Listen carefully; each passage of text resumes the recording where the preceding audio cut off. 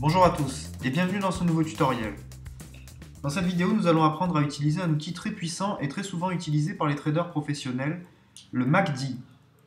MACD signifie convergence et divergence des moyennes mobiles et un indicateur boursier qui permet d'identifier les tendances et d'anticiper l'évolution des marchés. Nous allons donc commencer par paramétrer l'outil d'analyse que nous mettons à disposition dans la partie outils de notre site. Tout d'abord, dans l'onglet Instruments, vous allez pouvoir choisir la valeur sur laquelle trader. Ensuite, dans l'onglet Chart Type, vous allez sélectionner l'onglet Line Chart pour un meilleur affichage de la courbe. Ensuite, dans l'onglet Time Scale, nous allons nous positionner sur 1 minute car cet outil est très efficace sur du court terme. Enfin, dans l'onglet Studies, vous choisissez l'outil MACD et vous cliquez sur New. On peut voir que l'outil est déjà pré-réglé par convention, donc nous allons laisser ces réglages et cliquer sur OK. On peut voir apparaître une nouvelle courbe ici en rouge, qui correspond à la différence entre une moyenne mobile exponentielle de long terme et une moyenne mobile exponentielle de court terme. La méthode que nous allons étudier est assez simple et efficace. Nous allons observer notre produit et sa tendance. Donc lorsque la tendance est baissière, nous allons prendre un put lorsque la courbe noire va venir croiser la courbe rouge du haut vers le bas. Si la tendance est haussière, nous allons attendre et prendre un call lorsque la courbe noire va croiser la courbe rouge du bas vers le haut.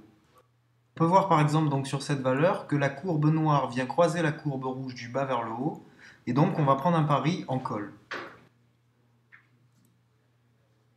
Donc on va le faire tout de suite, on va parier par exemple 100 euros, donc en call, et on applique.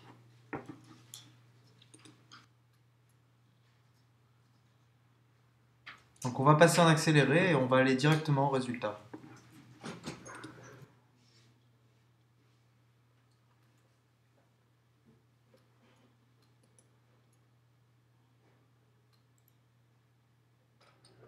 Voilà, donc là le pari est gagnant, donc on peut voir que le taux était à 70%, donc ce qui fait un bénéfice net de 70 euros, vu que j'ai parié 100 euros.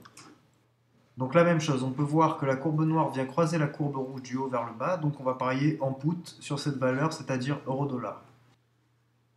Donc on va prendre un pari en put, on va parier 100 euros et on applique. Et ensuite on va passer en accéléré pour aller directement au résultat.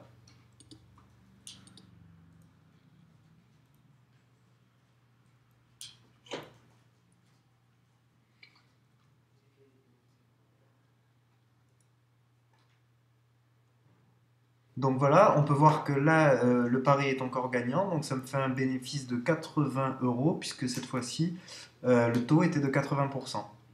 Donc la même chose, on peut voir sur cette valeur livre sterling, dollar américain, on peut voir que la courbe noire vient couper la courbe rouge du haut vers le bas, donc on va prendre un pari en put, c'est-à-dire à la baisse.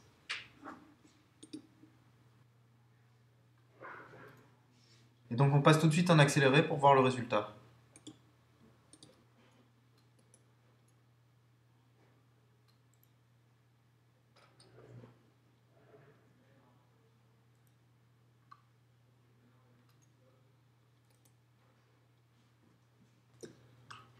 Ok, donc là on peut voir que le trade est gagnant, donc on a fait un bénéfice net de 70 euros, puisqu'on peut voir que le taux est à 70%. Donc on va reprendre un pari tout de suite. Donc là sur cette valeur euro-dollar, on peut voir que la courbe noire vient couper la courbe rouge du bas vers le haut. Donc on va prendre un trade en call sur cette valeur euro-dollar.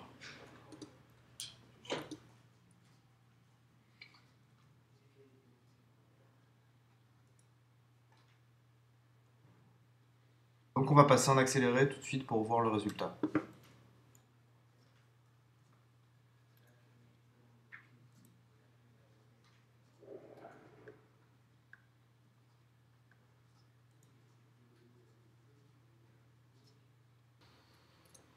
Ok, donc là on peut voir que le trade finit en kit, donc ça veut dire que je fais ni de perte ni de gain.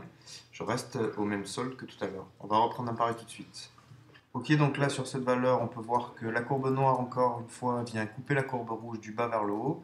Et donc on va reprendre un pari en call sur cette valeur dollar-yen. Donc on va passer en accéléré pour voir le résultat.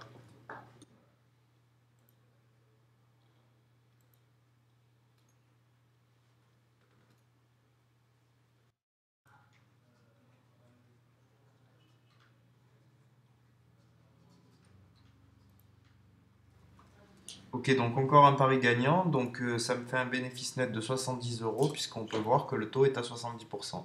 On va reprendre un dernier pari tout de suite. Donc là, on peut voir qu'on est sur une tendance baissière, donc on voit que la courbe noire vient couper la courbe rouge du haut vers le bas, donc cette fois-ci, on va prendre un pari en put sur cette valeur USD-JPY. Donc on prend le pari en put, 100 euros, et on applique, et ensuite on va passer en accéléré pour voir le résultat.